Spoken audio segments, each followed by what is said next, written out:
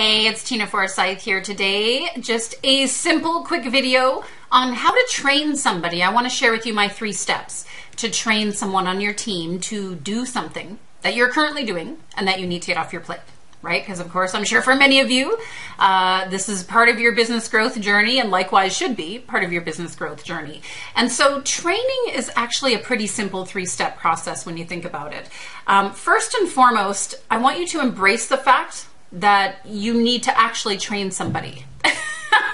You know, I think part of what gets in the way for some of us is this idea of like, I wish they would just figure it out, or even if you have documentation and such, right? Step number 1 is to walk the person through it.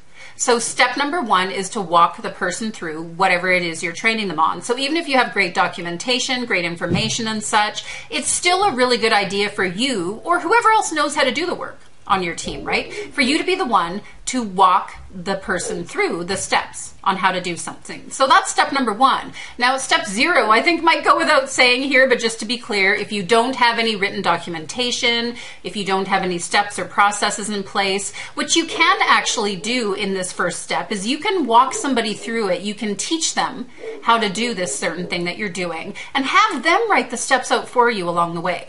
Right? Have that be part of the training process. This is a really great way to create documentation while you're training as well, too. It's almost like a little bonus tip in there for you as well. So step number 2 is have them do the work and be very close so that they can they can ask questions, you can check in. You know, the first time around, it's not a matter of like, here's a process, see you later, done. You're on your own. You need to be available for questions. You need to be there for that person to come back and say, hey, what about this? Quite honestly, for your own peace of mind too, when the first 1, maybe 2 times that they do something, you may want to just kind of check it out. You may want to make sure that things are getting done the way you want them to be, or you may need to jump in and say, oh yeah, I forgot to put this piece in or that piece in. So it's okay to be there. You know, it's kind of okay to be over their shoulder, if you will, and that the first 1 or 2 times after you've gone through the training process. The 3rd step is to pass the baton and let it go, right? The 3rd step is that once the process is nailed down, once the person's trained, you've walked them through it,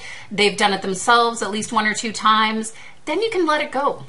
Right? You can let it go. I mean, unless if an issue came up or something, that's different, of course. But step number 3 is the most important part, quite honestly, because if you can't get to step number 3, you haven't actually gotten it off your plate. You haven't actually let go. You haven't actually delegated yet, right? So you want to get to the place, of course, where you can truly let this go and know that it's getting done the way that you want it done.